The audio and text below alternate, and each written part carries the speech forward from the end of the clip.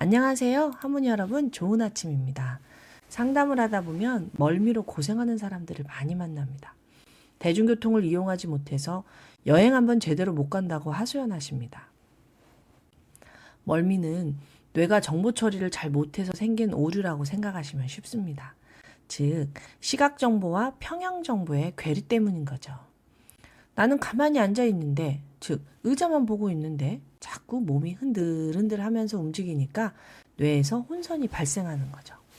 그래서 움직임을 예측할 수 있는 입장에서는 멀미가 훨씬 덜합니다. 차라리 운전을 하게 되면 멀미를 안 한다는 거죠. 운전자는 무의식적으로 차를 몸의 연장선으로 생각하기 때문에 운전에 집중을 하고 있으면 앞으로 상황이 예측 가능하기에, 즉 비교적 정확한 정보를 뇌에 줄 수 있기에 멀미를 하지 않습니다. 멀미, 즉 메숙거움과 구토가 발생하는 이유는 위장에 연결된 부교감 신경이 과다하게 흥분하면서 아세틸콜린과 히스타민이라는 물질이 지나치게 많이 나오기 때문입니다.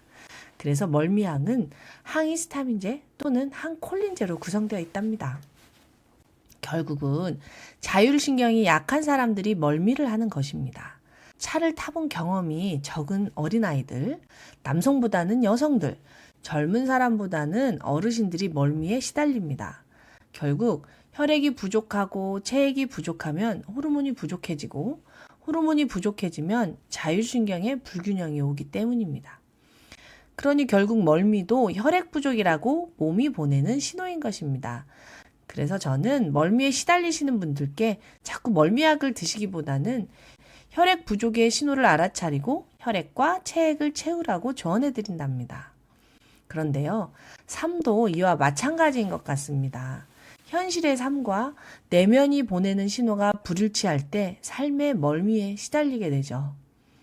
어린 시절 부모의 보살핌을 제대로 받지 못했고 성인이 되어서는 홀로 꿋꿋하게 삶을 개척해 성공한 40대 중반의 여성을 만났습니다. 어느덧 40대 중반이 되어 사회에서 인정도 받고 나름 성과도 이루었습니다. 그러나 어느 날 문득 여기가 어딘지, 왜 사는지, 어디로 가는지 모르겠다는 공허함이 온몸을 휘감습니다. 왜 이리 불안한지, 왜 이리 공허한지, 어떠한 삶을 살았는지 이야기를 나눠보니 어린 시절 어떻게 자랐는지, 부모님이 어떤 사람인지, 외가와 친가는 어떠했는지 생생하게 어린 시절을 회상합니다.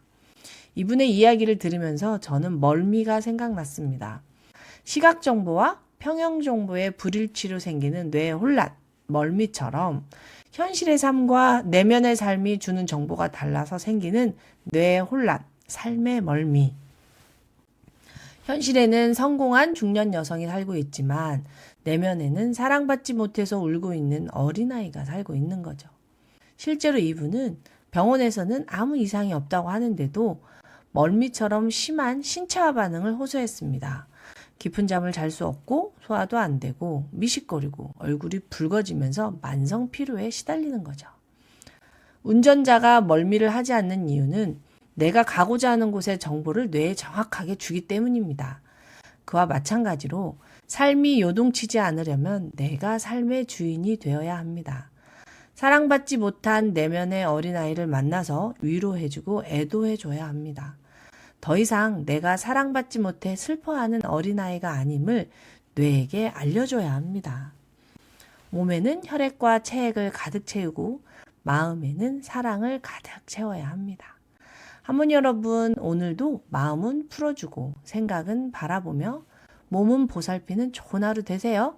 마생몸 청진!